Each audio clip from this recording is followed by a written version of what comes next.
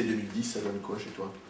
Alors 2010, c'est un truc un peu spécial, mais climatiquement ça a été assez bizarre, avec pas mal d'incidents climatiques jusqu'au bout, quasiment jusqu'à la fin, jusqu'à à une semaine de vendanger.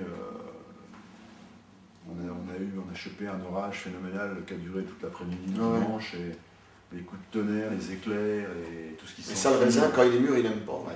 Et alors toutes les parcelles qui étaient à peu près mûres, qui étaient quasiment mûres, dans les coteaux notamment, côté Pugny, Danchin, Blanchot, les Cailleret, les coups de tonnerre, ça les a complètement déboussolés, je veux dire. Il y a certains qui sont partis de l'eau tout de suite. Donc on a avancé les dates de vendange, on a vraiment joué avec le... Moi j'ai décidé au dernier moment, j'ai dit on y va. Donc en fait on a commencé de vendanger avec une équipe réduite. Les parcelles qui étaient pour moi au bout du rouleau, il fallait vraiment les ramasser. Et je pense qu'on a bien fait, on ne s'est pas beaucoup trompé là-dessus. Mais c'est un millésime qui est derrière 2009, qui était quand même le millésime facile par excellence, où tout s'est bien passé, où les états sanitaires étaient fantastiques, on avait rarement vu ça. 2010, on arrive sur quelque chose qui est un petit peu plus délicat, parce qu'il fallait quand même pas se tromper dans les dates, il fallait ramasser les parcelles qu'il fallait au bon moment, c'est pas toujours évident. Je pense que sur les blancs, pour parler de Chassagne, on va faire quelque chose de très correct. Il y a des équilibres qui sont assez sympas. C'est assez hétérogène du nord au sud. Par contre, ça, il y aura beaucoup d'hétérogénéité en général sur 2010. Mais il y a un truc, moi il y a une chose à laquelle je suis totalement opposé et qui me gave, mais comme c'est pas possible, ce sont les dégustations primeurs. C'est-à-dire qu'en gros, le vin a à peine 6 mois, qu'on va déjà soumettre ça à la sagacité des dégustateurs. Donc c'est en gros comme si on montrait une échographie d'un fœtus et qu'on demandait à un mec de dire « quel métier fera mon enfant ?»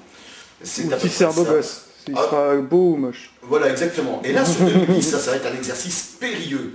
Moi, je vais même d'ailleurs, je m'y refuse à participer à ça, à ce théâtre de Grand Guignol, parce que 2010, c'est non seulement un millésime de viticulteur, c'est-à-dire de gars qui travaillent la terre, mais aussi dans le chai.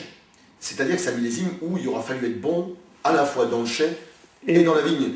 Parce que quand la matière arrive, que c'est un peu comme ça. Moi je pense que les gars qui ont bien bossé toute l'année auront déjà eu moins de difficultés dans le chai. Et si en plus ils ont pu appréhender et comprendre ce millésime, je pense qu'on aura de très agréables surprises en 2010. Moi j'ai vu des choses assez étonnantes. Donc ne jetons pas tout de suite le prod sur ce millésime, laissons venir, mais je ne crois pas qu'il faudra s'intéresser aux dégustations primeurs 2010 pour calculer ses éventuels achats ou des jugements définitifs. Mais ça n'engage que toi, on va dire. Ah non, mais je prends cet engagement, c'est certain. Je n'ai pas, comment dire, la prétention d'être l'évangile, mais ce qui est sûr, c'est que Primo demande à un viticulteur en Bourgogne ce qu'il pense des dégustations primeurs, quand tu sais que le Bourgogne est en plus un vin qui prend parfois des mois et des mois à faire des malots. Comment veux-tu réellement avoir un avis définitif, je dis bien définitif, sur un vin qui est à peine au début de son élevage. Donc c'était totalement insensé. On a voulu copier des Bordelais qui, depuis des années, ont des vins qui sont en fin de fermentation dans le lactique en février-mars, ce qui n'est pas le cas pour les Bourgognes. On a des caves très froides ici, et puis d'autres manières de travailler. Donc moi, c'est quelque chose qui m'agace énormément, et je pense que pour 2010, on va rigoler, les gars qui vont se laisser aller à cette pantalonnade. Je leur souhaite bien du courage, parce que moi, en tout cas, je n'irai pas. 2010 commencera à se déguster, à mon avis, au bout de 2 ans en bouteille, pas avant. Mais ça n'engage que moi, et je prends cet engagement. Ok. Bon, en même temps, ça permet aux vignerons de visiter du stock. Du temps déjà, de lasser du temps pour bosser. De rentrer de la liquidité. Non, mais ce qu'il faut bien comprendre aussi, c'est que le truc de la Bourgogne, c'est quand même avant tout les millésimes. Voilà, moi j'explique aussi beaucoup ça aux gens, c'est de dire, ben voilà, vous avez un 2006, vous avez un 2007, vous avez un 2008, vous avez un 9, ça n'a rien à voir, il y a un millésime qui est pareil. Après, bon, on ne peut pas comparer un 8 et un 9, un 9 et un 10, un 10 et un 7. On ne joue pas à la comparaison. En Bourgogne, on travaille sur des millésimes.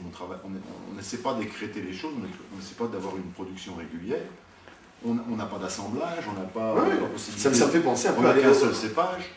Donc forcément, on est tributaire du millésime. Et il faut accepter aussi. Bon, on fait de notre mieux avec ce qu'on a, c'est toujours pareil.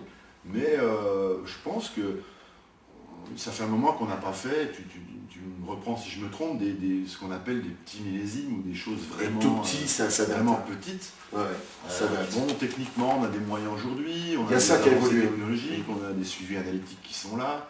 Et puis aussi, on a la chance d'avoir aussi d'avoir eu climatiquement une belle période. Les millésimes, c'est comme les enfants dans une famille. Ça doit être le même père, la même mère, ils sont tous différents. Exactement. Eh bien, c'est la même chose en Bourgogne. Moi, j'ai 2 filles, c'est vraiment deux univers différents. Il y en a qui ont certains talents, d'autres qui en ont d'autres. Exactement, et personne n'est vraiment nul dans l'histoire. Hein. Faire un grand millésime complet, comme moi, je pense 2009 sera, une belle, parce que ça arrive rarement. Moi, en 20 millésimes, j'en ai pas fait 36 des comme ça. Enfin, déjà, c'est pas possible. Mais je veux dire que quand tu as toutes les bonnes conditions, tout est réuni pour faire quelque chose de grand, d'extraordinaire, ça arrive très rarement. Donc après, il faut accepter que les millésimes soient différents, il y en a un qui va être un petit peu plus maigre, mais peut-être plus aromatique, un petit peu plus riche, mais moins équilibré. Enfin, mais chacun a son talent. C'est aussi ça qui est intéressant. En conclusion, chaque vin trouve son public aussi, en fait. En conclusion, c'est l'occasion de goûter en Bourgogne chaque fois de nouveaux vins, et puis de venir, de revenir et de revenir. Là maintenant, en conclusion, deuxième conclusion, c'est que nos verres sont vides.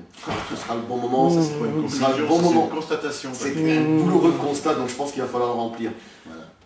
Christian, merci de cet entretien. On s'est un peu lâché, je t'avoue qu'on a même oublié qu'il y avait une caméra, tu vois. Ouais, mais c'est l'habitude ça. C'est tout l'intérêt du bon caméraman qui se fait oublier. Exactement, mais il a cet art-là. Ça veut dire qu'il est camouflé en flûte 228.